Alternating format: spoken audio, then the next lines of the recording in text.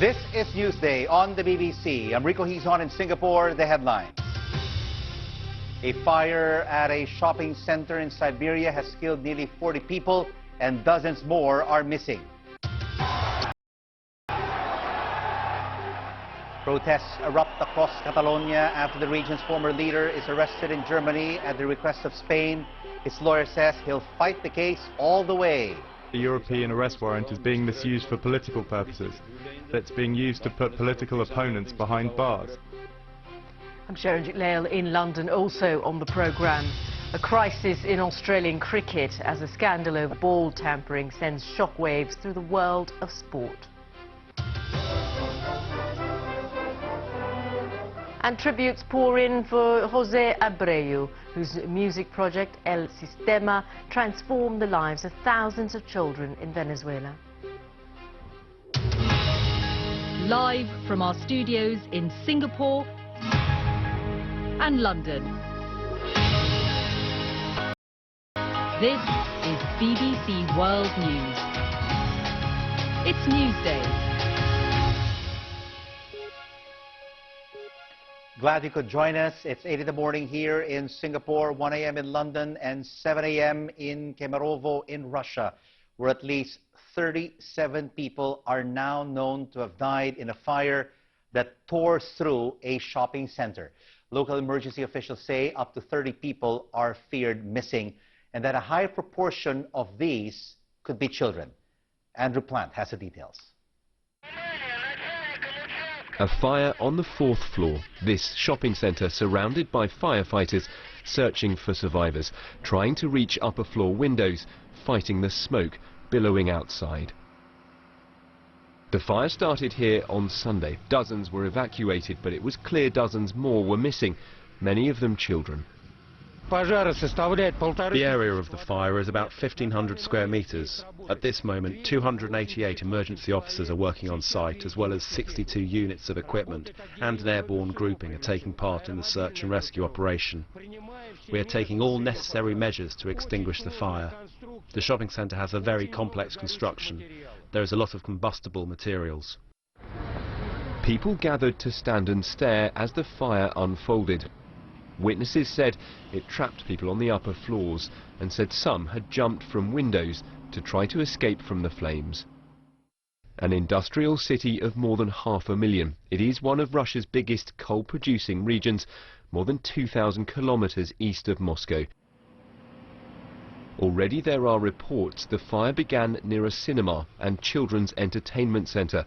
President Putin has already sent his condolences to friends and family of the victims. Authorities say a criminal investigation will now begin to try to find out what caused the fire. Andrew Plant, BBC News.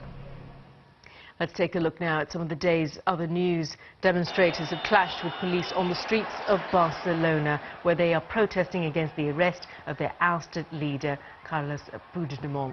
Mr. Puigdemont was arrested in Germany after he crossed from Denmark on his way back from Finland to Belgium, where he's been in self-imposed exile since October. This report is from Damien McGuinness in Berlin.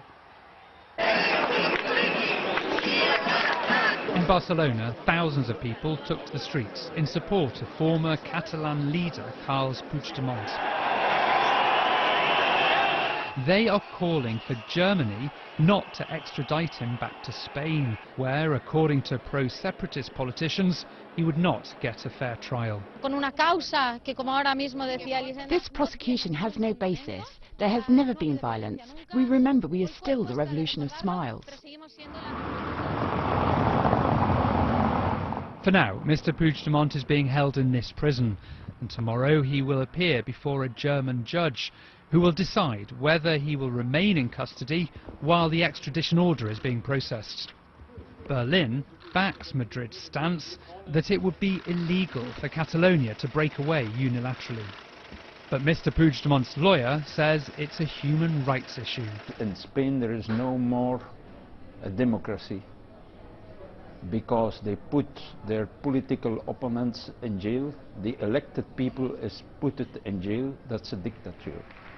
Carles Puigdemont became the leader of Catalonia in 2016 and led the referendum campaign a year later.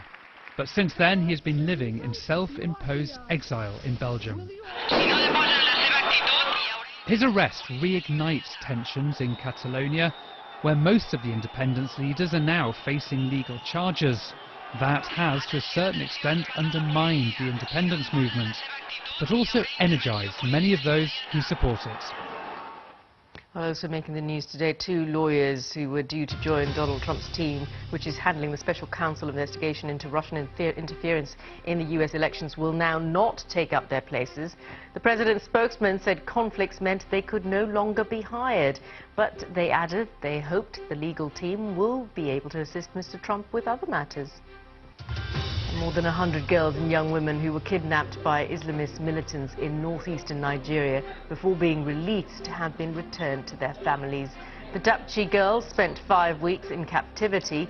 Some of their fellow abductees are still missing. A car bomb has exploded at a busy junction close to Somalia's parliament in the capital, Mogadishu. The city's ambulance service says 4 people were killed, including a suspected suicide bomber. Now, if you're one of those people who think bigger is better, then there is a cruise ship for you. It is the Symphony of the Seas, and it's been seen here casting off the French port of Saint-Nazaire, about to make its first big trip to Spain. Now, get this, the ship is about 362 meters long. It cost $1.4 billion to build, and it's got enough space to accommodate some 9,000 passengers and crew. But if you prefer things on dry land, this is an implosion of a building in the center of Austin in Texas. Now, it went without a hitch, as you can see there, but massive amounts of clouds and dust and piles of rubble. That's probably going to take some time to clean up.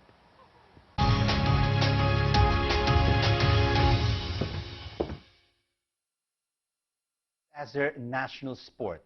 So it is said the captain of the national team being more important than the Prime Minister. So it says quite a lot that the Prime Minister himself, Malcolm Turnbull, has voiced his concerns that Australia's cricket captain Steve Smith was caught cheating during a test match. He and his vice captain David Warner have both given up their jobs, at least temporarily. After it emerged, they were aware of a plan to break the game's laws by having a junior player tamper with the ball. We asked Australia's High Commissioner to the UK, Alexander Downer, what damage he thought had been done to his country's sporting image. Well, I think it is bad for the national psyche. I think Australians are outraged about this national team, which they hold in such high esteem, behaving in this way. It's often said to wear the baggy green cap, which is the cap that the Test cricketers, Australian Test cricketers wear, is one of the greatest honours any Australian can have bestowed on him or her. And for people wearing the baggy green to be behaving like that is just astonishing. So what it's done is it's separated the Australian cricket team from the Australian public, and the team has lost the affection and support of the public at this time. Earlier I spoke to Australian sports presenter Bill Woods about how the scandal is affecting the image of cricket in the country and what kind of reaction there's been so far. I know in this modern era of social media, we often have a bandwagon effect on issues like this, and certainly a lynch mob mentality is not uncommon. But even I was surprised at the level of outrage, the feeling of betrayal from not only cricket fans, but sports fans in general across Australia. I think cricket fans particularly, and some have tried to explain their feelings today as this story unfolds in mainstream media. And they see the cricket team as being an exceptional national team. The Prime Minister himself said that this team was on a pedestal. Personally, I find that a little surprising these days. I would have thought since Lance Armstrong all bets were off. But the fact is, in this country, they still believe the cricket team is exceptional. And as you heard there from Alexander Downer and in your report, the baggy green is held as a very special national icon. So that feeling is still very strong. Now, an interview with the adult film actress at the center of a sex scandal involving Donald Trump has aired on an American television network. Stormy Daniels, whose real name is Stephanie Clifford, describes the affair she says she had with President Trump between 2006 and 2007.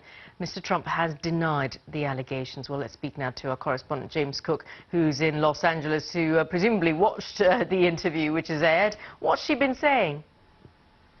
Yes, it's still being broadcast actually at the moment, but well, one thing that we now know is that she only alleges that she had sex once with Mr. Trump, and that was in 2006. She says at the 2007 meeting there was no sexual encounter. So we now have that claim from Stormy Daniels, who alleges that that happened at a golf tournament in Nevada when she was 27 years old and Mr. Trump was 60 years old. She says she was not attracted to him, but he offered her a potential place on his reality TV show, The Apprentice, and they had a consensual sexual encounter.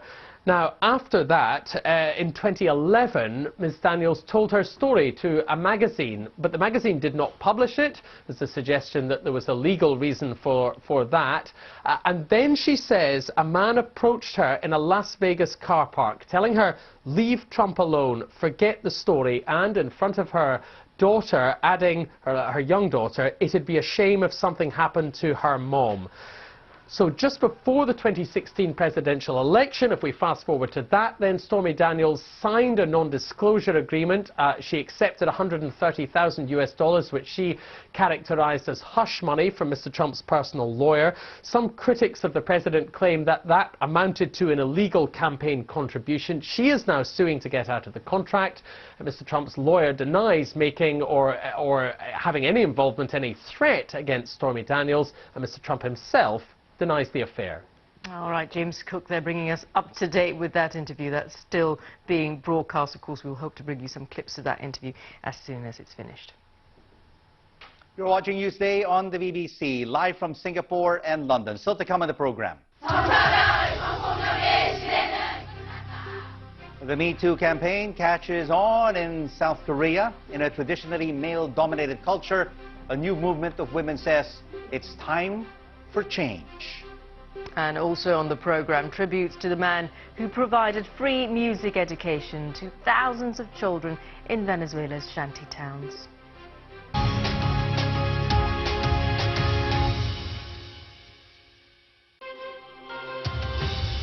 Welcome back, everyone. You're watching Newsday on the BBC. I'm Rico Hizon in Singapore.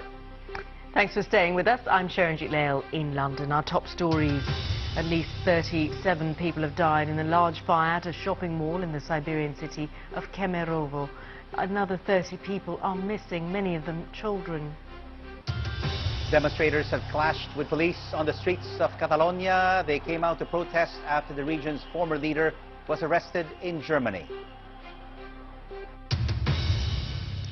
Let's now take a look at some of the front pages from around the world. And the looming trade war between the United States and China still making a lot of headlines, with top Beijing officials saying that the country can handle the shock of a trade war. And that is currently headlining the front page of Hong Kong's South China Morning Post. Well, Chinese Vice Premier Han Zheng warns that a dispute will be hurting everyone. Meanwhile, Beijing is pledging to open up its economy further, according to the front page of the Singapore Straits Times, which reports that it is promising to treat domestic and foreign companies as equals as it transitions to high-quality growth. And how about this story on the front page of the China Daily? Chinese consumers thirst for fine wine. We'll see the country replace the UK as the world's second largest consumer market in just 3 years. And now from papers to trending, Sharonjit, some unusual weather has been grabbing attention online. That's right, Rico. Unusual weather and unusual snow, because you'd normally expect snow to be white, but in Eastern Europe, the winter landscape has gone, well, just a little bit orange. Let's take a look at these pictures snapped on the slopes of resorts across Russia, Romania, Bulgaria and Ukraine. Now, the phenomenon, which occurs apparently every 5 years, is caused by sand from the Sahara Desert mixing with moisture as it falls, colouring the snow orange. It poses no risk to the snowboarders and skiers, though it does apparently make the snow a bit grittier than usual. Tributes have been paid to Jose Abreu, the Venezuelan musician credited with bringing a love of classical music to millions of underprivileged children. His scheme, known as El Sistema, provided free music education in Venezuela's shantytowns and was copied around the world. Tiffany Sweeney has more. Fighting poverty through music. That was the idea behind Jose Abreu's revolutionary music project, bringing Mozart, Beethoven, Tchaikovsky to the poorest areas of Venezuela to make a young generation appreciate them and escape a life of poverty and crime.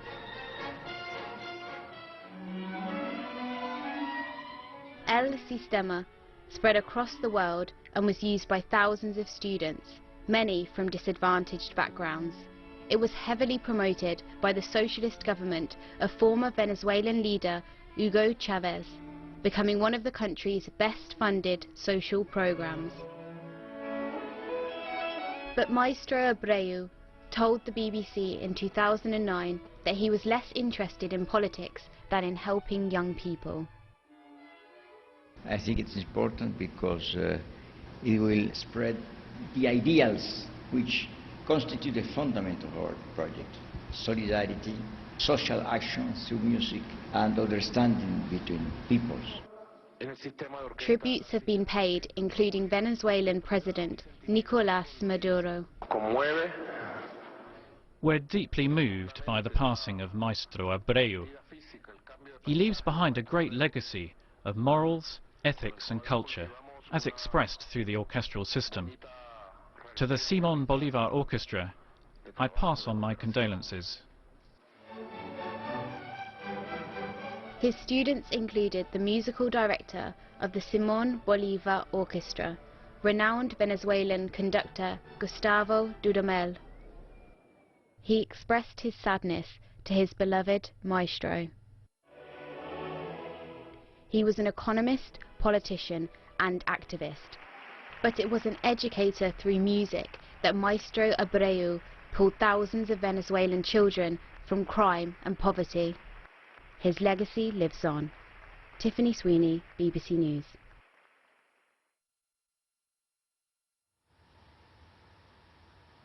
Now, fake news has become the buzzword of our age, and coupled with ever-increasing competition for readers and viewers, the online giants have occasionally struggled to keep up with the attempts to mislead the public.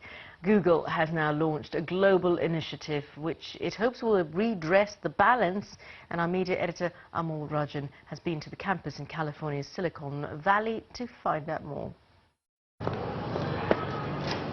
For the past decade, the news business has had a fractious relationship with the internet. Many journalists accuse technology firms of having a free ride at their expense.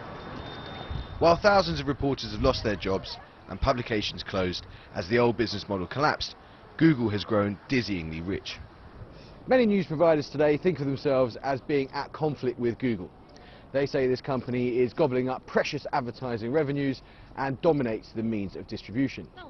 But here at Google's headquarters, they see things rather differently. They say the open web has democratized news and information, making it near universally available, and that's a good thing for all of us. At the top of the company, there is frustration at being lumped together with Facebook and cast as an enemy of media. On the contrary, senior executives argue, while Facebook pulls back from the news business, Google wants to make friends. What we tell publishers is build a service that is good for your users, and that'll be good for the web. If you do that, that'll end up correlating with all the signals we develop, not just today, but for the future. Hey, it's good to see you again. Crucially, Google's official position is that quality journalism costs. Is it the view of Google that information should be free? No, it should be accessible, and it should be as readily accessible as we can make it. But obviously, it costs money to produce content. Right? So there have to be the appropriate financial underpinnings to support that. Quality journalism is hard. It's expensive, particularly if you're doing in-depth investigative reporting. So it needs to be sustained. The old mantra that content must be free saw advertising as the principal source of revenue. But as Spotify and Netflix have shown in their fields too, audiences will pay for content if it's unique, personalised and good enough. The chief executive of the New York Times company, who has championed paid content online, welcomes support with subscriptions, but wants Google to do more. A lot of the news that's going to be consumed on their platform is going to be free to use, and both they and we need to find a way of getting some of the value which is expressed in advertising potential, again flowing back into the production of high quality journalism, and that's the next thing we want to talk to them about. Good morning, everybody. The Global News Initiative, launched in New York this week, consolidates existing efforts. Google's search algorithm will now go further in prioritising high-quality news when a story breaks. The company's motivation could be moral, but there's money at stake too. We're really looking forward actually to the feedback we're getting from the New York Times, from Mark Thompson, from so many other players, because remember, the Google News Initiative is not something that we just created ourselves. It was a very close collaboration with like dozens and dozens, if not hundreds of publishers across all of the world. Some publishers feel they're being offered morsels when Google has stolen their lunch. But in that phrase, beloved of American journalists, Google is certainly reaching out to a news industry that could do with a little help. Amal Rajan, BBC News. The Me Too movement, which has highlighted sexual harassment and abuse across the world, has swept through South Korea with surprising speed. Hundreds of women say it's helped them to find the courage to come forward in a deeply conservative society. From Seoul, Laura Baker reports. Young women in South Korea are fighting for a new future. The Me Too movement has taken hold in this socially conservative country, and these university students are hoping to see changes in this male-dominated society. Is it difficult for women in Korea to speak out? I think it's more difficult who have only been in Korea, because there's like a traditional criteria that woman has to be quiet and, you know, like nice and kind and stuff. But nowadays it's changing, but I think we need to change more. Protesters rip through a poster littered with phrases blaming the victims of abuse. These shows of solidarity are giving more women the confidence and courage to come forward with their stories. Many fear losing their jobs and public humiliation if they complain. But there is a pioneer who led the way. Lee Eun-ui complained about a boss at Samsung Electromechanics who'd harassed her for years. She wasn't believed, she was made an outcast and given no work. But she eventually won her case and now helps others. 그런 분들이 저한테 롤모델이라고 얘기해 줄 때 I'm very happy when people who come to get advice from me tell me that I'm their role model. Then I think it was really worth fighting for. It took 4 long years of not giving up to beat the corporate giant. 싸움이 크면 전리품이 크다. In the beginning I said, the bigger the fight, the bigger the reward. That's a motto I apply to all different aspects of life. But in truth, the lawsuit was a very lonely and difficult process. However, after going through the hardship and when it all ended well, I realized that it was a fight that I had to do. 싸움이야 이렇게 생각을 해요. The days of discrimination and sexual assault are over, they shout. They'll have to keep up the momentum if they're to make real change. South Korea is ranked as one of the worst places for working women amongst the 29 advanced nations. I think most of all the corporate culture should be changed. The South Korean corporate culture is characterized by old boys network, very close relations. They excluded women's voices and other diverse voices from management. So that must be corrected. This new strength is not welcomed by all. Some have described it as man-hate and say the Me Too movement is a witch hunt. But there's quiet determination, especially amongst young South Koreans, to change what they know is wrong and sweep away the pillars of this once patriarchal society. Laura Baker, BBC News, Seoul. And you've been watching the Monday edition of Asia Business Report. Thank you so much for joining us. I'm Rico Hizon in Singapore. Stay with us. Coming up on Asia Business Report, is India failing to reap the rewards? The country's agricultural industry and infrastructure has barely changed in decades. We'll be taking a closer look to see whether it's time for reform.